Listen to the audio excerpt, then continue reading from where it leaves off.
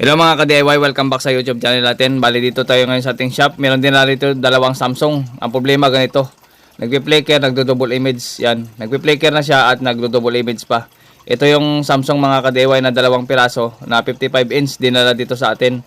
Bali nagawa na namin kasi yung isa nito. Yan, nagdo-double image siya. Nagawa na namin yung isa, tapos ito naman yung natira. So sabi ko, sige kunan na natin ng video para may share natin sa mga tropa natin o sa mga bagong technician. Yan yung mga tropa natin, mga ka-DIY, ano? Yung mga ka-team natin dyan sa shop. Yan. So, wala pa yung iba na kasi nag-service yung iba eh. So, medyo may mga kasama na tayo ngayon, mga ka-DIY. So, yan. Nagdo-double image. Ang problema nito is nagdo-double image at nagpi-flicker. So, natapos na namin yung isa. Nagawa na namin yung isa nito. Yung ito na naman ang susunod namin. So, diretso na tayo dito, mga ka-DIY. Bali, tapos na namin ginawa yung isa, nahatid na namin doon sa customer. So, meron na namang isang ganito. Parehas lang yung trouble nila, parehas yung ano nila. Problema talaga. Yan o, QA 55 inches. So, 55 inches ito mga ka-DIY. Parehas talaga yung trouble nila at parehas yung model at parehas yung TV. So, tapos na namin, hindi na namin pinakita yung isa. Ito na naman, so diretso na tayo. Alam na namin kung saan ang trouble nito. So kapag ganito mga ka-DIY, nagdo-double image o nagpi-flicker, ang problema talaga dito is LCD or replacement talaga ito mga ka-DIY sa ating mga LCD. So hindi na ito ginagamitan ng tester kapag ganito.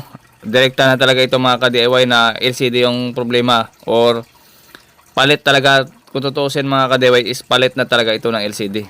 So yan, bubuksan muna natin dito.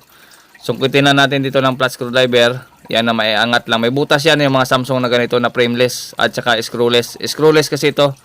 Kaya ang gagawin natin is yan, iangat lang natin yung pinakagilid at saka yan. Wala kasi screw yan kaya ang gagawin natin is iangat natin yan. So yan mga ka-DIY, so angat natin. Yun. So kapag naangat na natin yan is continuous na yung pagbukas niyan.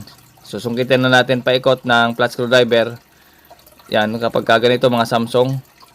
So, yan. Hanggang sa pagka bumuka yung gilid, so tuloy-tuloy na yan. Tuloy-tuloy ng pagbukas niyan. So, LCD yung tama nito at LCD yung trouble. Ang Samsung kasi mga ka-DIY is, lalo na ang Samsung is umabot na ng 1 taon. So, minsan, dalawa. Ang nagiging problema ng mga Samsung talaga mga ka-DIY sa experience natin is kung hindi mainboard, LCD. O hindi LCD, yung kanyang backlight. Yan, yung tatlong yan. Ang mga ganito, yung mga malalaki, ang bumibigay dyan, LCD at saka mainboard sa mga malalaki. Sa mga ganito na abad mga 50 inches. Mainboard at saka, yan, LCD. At sumunod dyan mga ka-DIY is yung kanyang backlight. Yan, yung tatlong yan, yung power supply kasi ng mga Samsung is matitibay. Yan ang nagustuhan ko sa mga Samsung. Ang ayaw ko lang sa mga Samsung mga ka-DIY is matakaw sa kalawang. Yung mga pisa niyan is matakaw talaga sa kalawang. Ito yung brand na matakaw sa kalawang, napuputol yung mga pisa. Yan, kapag umidad na, ang nasisira talaga ito, LCD yan, mainboard, at saka LCD, at saka backlight. Yung tatlong yan. So, ganyan lang mga ka-DIY magbukas ng ating Samsung. Yan. So, dito naman is may butos yan. Yan sa pinakaulian yan. Binuksan ko na nga. Pinahawak ko yung cellphone ko. Yan, so, yan may butas dyan. So, yan, iangat lang tapos, yan o. Yan, continuous lang yung pagbukas niyan. Ano lang naman yan, nakaklip lang kasi yan mga ka-DIY kapag ganito, nakaklip lang yan. Yung mga walang screw, clip yan. So ingat-ingat lang doon banda sa dulo kasi may ano dyan, may top board dyan, baka masungkit niya yung pinaka flex at madama yung flex. Kailangan medyo practice more practice talaga sa pag-open ng mga TV.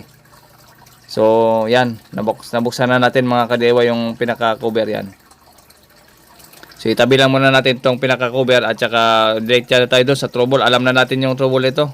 Kasi yung isa, parehas lang naman sila ng, as in parehas talaga yung trouble nila. Walang pinagkaiba. So hindi lang natin na videohan. So yan, maghanda na ng flux at saka panghinang at remove na ng resistor. Wala nang tester-tester yan mga ka-DIY kapag ganoon. Remove na kagad ng resistor yan. Yan, ang purpose kasi na yung mga ka-DIY yung gagawin natin, kaya nire-remove natin yung resistor. Yan kasi yung mga clock signal na nagkakaroon ng problema. Nagkakaroon ng problema sa loob ng LCD, kaya yung binablock natin yung ganito, yung mga resistor, yan o. Yung mga 101 na mga resistor.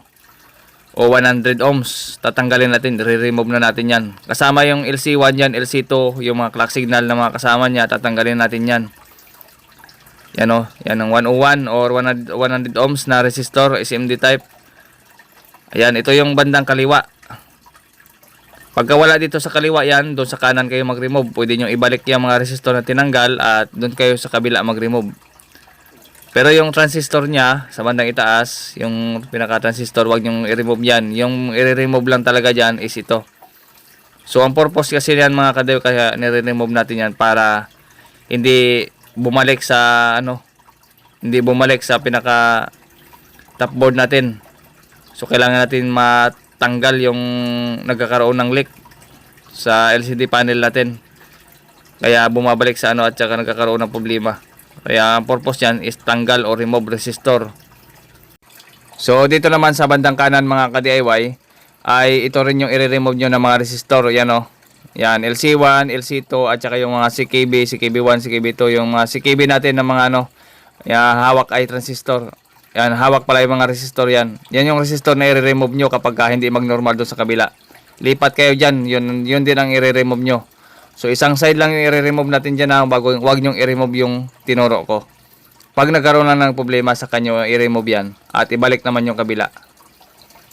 Yan, kailangan isang side lang talaga yung i-remove natin. Pag hindi mag-normal, lipat tayo dun sa kabila.